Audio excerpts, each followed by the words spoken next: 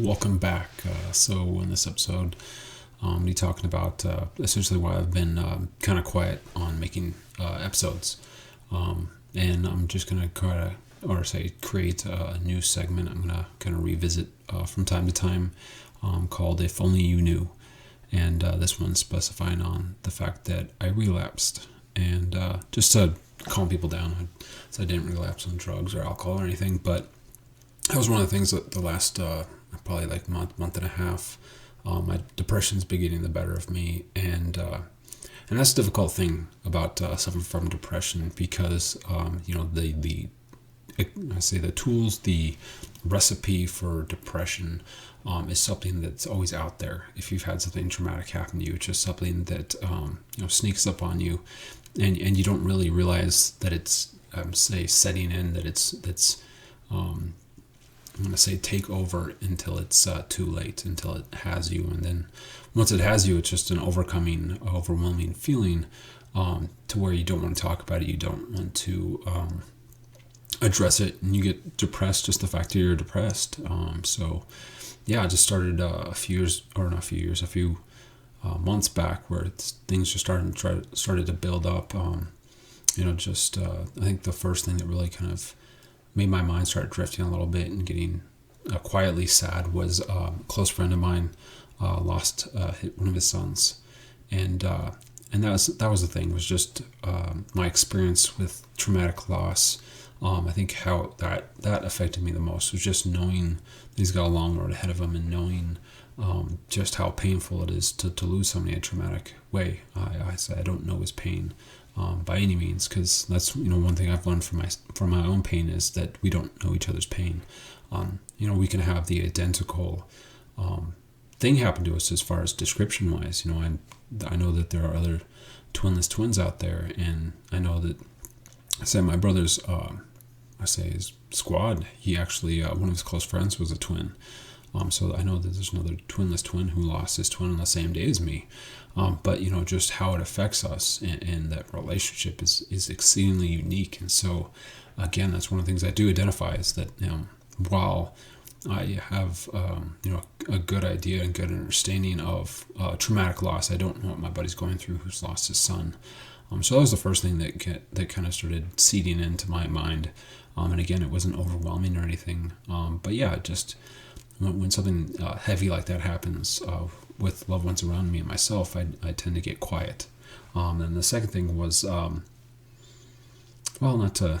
think this is probably on everyone's mind, but politics. It just seems like, the vast majority, I would say 90% of all the ads are just super negative. And so it's really easy to just feel overwhelmed and just kind of feel like, hopeless, which again, that hopeless feeling, that's the nature of depression is that it feeds off your pain and makes you think that, if someone knocked on your door and gave you a check for $1 million, it wouldn't change anything. You feel like there's nothing you or anybody else can do to fix the issue. And so again, just everything with politics, it's just exceedingly mentally overwhelming because, just how it's laid out and how everything's being presented. It just kind of feels like, we're damned if we do and we damned if we don't. And the world's going to come to an end if certain politicians don't get elected and so forth. And so it's just, that definitely has been one of the things that has weighed on me the last few months that kind of broke me down a little bit. But the other thing was, I think like a month ago, maybe it wasn't that long ago, but I actually attended my first Twinless Twins meeting. It's the first event, get-together I have done since I lost my twin just over 15 years ago.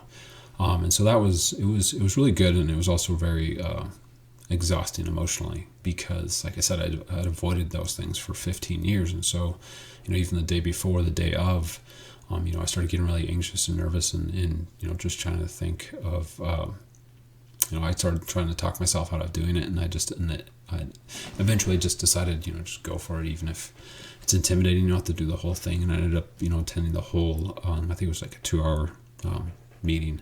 But that was a really good experience because, like I said, I've never talked to any other twinless twins. And so that was a good experience. But on the other hand, it also kind of, I say build up, but it dug up some of my emotions of, me losing my twin. Just kind of had that raw sense of talking to people and and also to just, just kind of going back on, just the effect it had on my life. But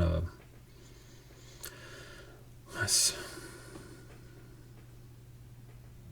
Okay, then I said this isn't a huge contributor, but that's one of the things that I would, kind of give warning to people who know people who are suffering from depression, and then again to just kind of see if people who are suffering from depression can identify this. But like I said, it's generally speaking, when your depression gets triggered, it's kind of a culmination of a lot of things. It's usually not just one, like a serious heavy thing will certainly trigger it. But a lot of times too, it's just a buildup of negativity. It's like having a bad day at work, and then on your way home, you have somebody flips you off and gets angry at you in traffic, and then you get home and something's wrong at home, and so it's just this buildup of negativity that just kind of knocks your mind over, until you feel hopeless. But so yeah, there's just the constant say natural disputes with my spouse, or my children driving me crazy, and so again, it's just all these things combined, and specifically not dealing with them, specifically not trying to resolve any of these issues, and just again let them stew under the surface, to where it just ends up exploding in this depressed state of mind. But that was the thing, was that and the tough thing too, that really again just kind of was the nail in the coffin for my depression, that got re-triggered. I would say it probably went on for 3 or 4 weeks once it actually triggered. One of the things that really just kind of put me into that state of mind for like that it's probably a solid 2 weeks that I was really just kind of really quiet and feeling overwhelmed mentally, was the fact that I wasn't telling my wife about it. I wasn't telling my wife that, I kind of told her that my stress ulcer was bothering me here and there, and kind of communicated a few things, but really avoided being just straight up and just explaining that mentally and emotionally I just feel beaten. I feel like I've been defeated, and a big part of that is just the fact that it's like, here we are again. It's I would say a year and a half after my twin was killed. I struggle with that, and then 6-7 years later, when my dad did what he did to my little sister, that threw me in probably the deepest state of depression I've ever been in. And so again, for me to be 15 and a half years removed from my twin's death, where this all started, and to feel like I'm back at the beginning, and just rehashing all this pain, and trying to not let it take over, that in itself is just exceedingly depressing, because like I said, I've already crossed this finish line. I've already laid down the work, and I saw therapy, and really worked through things, and just made some clarity, and faced some really heavy demons. And so for me to feel emotionally and mentally like I'm back at square one, it's just kind of like, like I said, it's just that sense of hopelessness of, I've already fixed this. I shouldn't have to fix it again and again and again. There's a certain level of, why am I trying to fix something if it's just going to be broken again? I should just accept the fact it's broken. And that's, typically this how my depression can work, is there's a sense of, that fool me once, shame on you, fool me twice, shame on me. Like, I'm not learning. And so, that was an aspect of my depression, was me thinking things are going to go smoothly is me being a fool, because things have gone anything but smoothly so many times that I need to learn. It wasn't, me necessarily just becoming a pessimist and just thinking that the worst of people. It was just me realizing and accepting that I should accept the worst of people, and accept that that's what's going to happen in my life. And so just trying to fight that nature, and fight that rationalizing of my life and life as it is. And that was the thing, was that,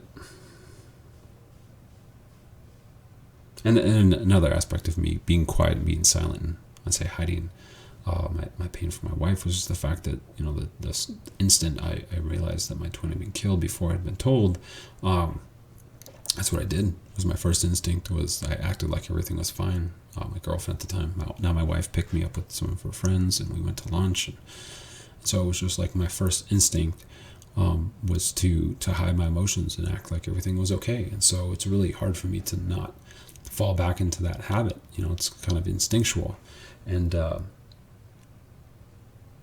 that's the other thing too, is that the aspect is that, like I said, is that your pain, your depression doesn't reveal itself until it has you. And so again, if I realized that I was going down this slope, if I realized that a couple of these negative things had happened, and I need to work it out and make peace with it, then, like I said, I could manage my pain, I could manage life.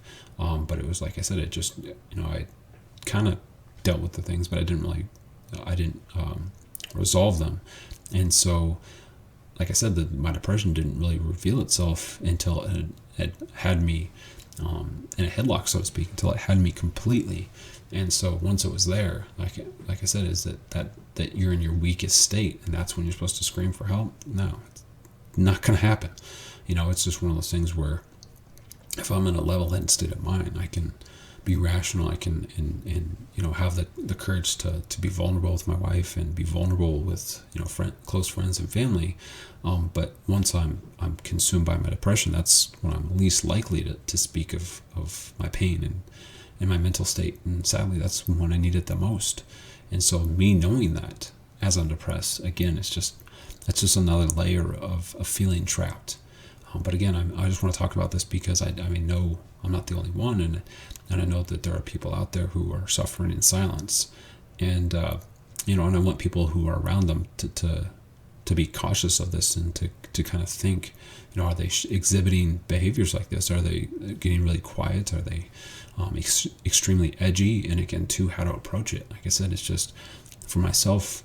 I think something that helps me is just kind of a constant reminder of, hey, if you ever want to talk, and a big part of it too is just feeling accepted. Like once you're vulnerable, once you actually talk about how you feel, that the loved one is going to just listen and take it in and not have this desire. Because again, too, there were times when I would be opening up to people, opening up to my family and loved ones, and I would feel like once I started really being vulnerable, and I imagine it was the worry that my loved ones had for me, but they would start, telling me what I needed to do. I needed to seek therapy and see if I need to get on antidepressants, or I need to, stop this behavior or do that or make sure. And so being told what I needed to do by somebody who wasn't going through what I was going through, it makes me shut up. It makes me like tell myself internally, that's why I don't talk about it. That's why I don't, open up. That's why I don't go out, because I know I'm just going to be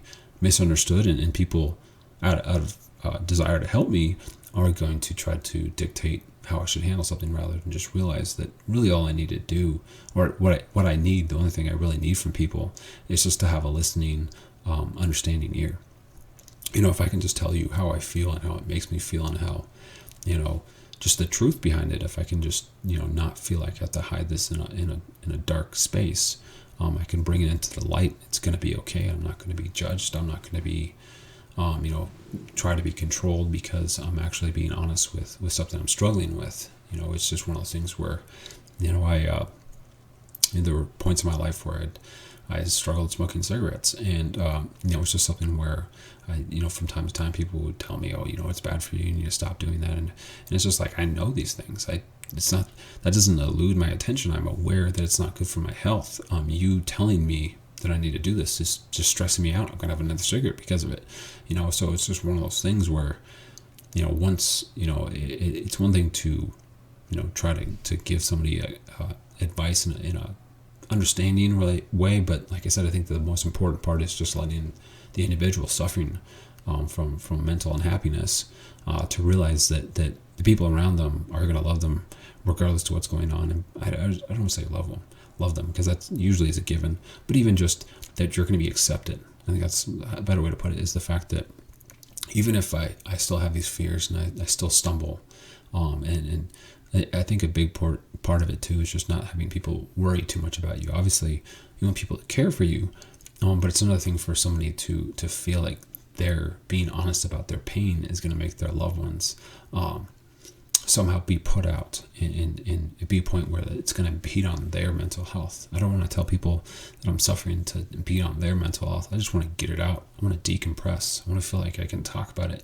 and not fear misunderstanding, not fear, again, too, just me misunderstanding their intent, where they might tell me, oh, you should do this, or you need to do that.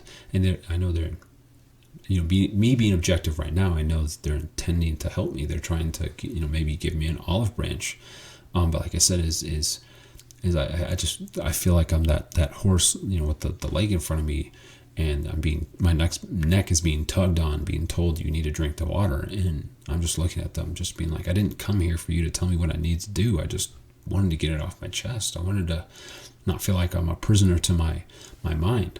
And so again, just, trying to help other people out there, and trying to, help people who are suffering from depression, along with people who know somebody who's suffering from depression. I think it's just, important to think about, me talking about the things that triggered my depression, the chain of events that took place. Like I said, a lot of times, depression gets triggered by something that might seem minute, and a lot of times for myself, it is minute, but it wasn't, that wasn't really the thing that broke my mind. The thing not being, if I said, hey, I'm going to do something, and then someone forgets I'm going to do it, or my kids are making me frustrated, whatever, just kind of trivial thing that we deal from day to day. That's not the reason why we're overtly upset. That's not the thing that's building our depression. It's just the match to the high explosives that have been building up. And so again, a lot of times, like I said, if you know somebody who's overtly getting upset about things that seem not that important, one, it's possible the thing they're getting upset about is important to them. But two, like I said, for myself, a lot of times that's just the match. That's not the real thing that's burning inside. And again, too, I think that's one of the things that why, trivial things, common arguments and so forth can be the match, is that I feel like internally, at least for myself, reflecting on my own mind, when those trivial things happen, I just think, if this can happen, if this can continuously be a problem, then, and it feels so overwhelming, then what happens when, something really, really horrible happens? And so, just again, that's just the nature of depression. Is it's really just self-sustaining. It feeds off itself. It feeds off the negativity in your own mind, along with just the facts of life. Life is not smooth. There's constantly going to be imbalances. There's going to be struggles. There's going to be, tension in relationships.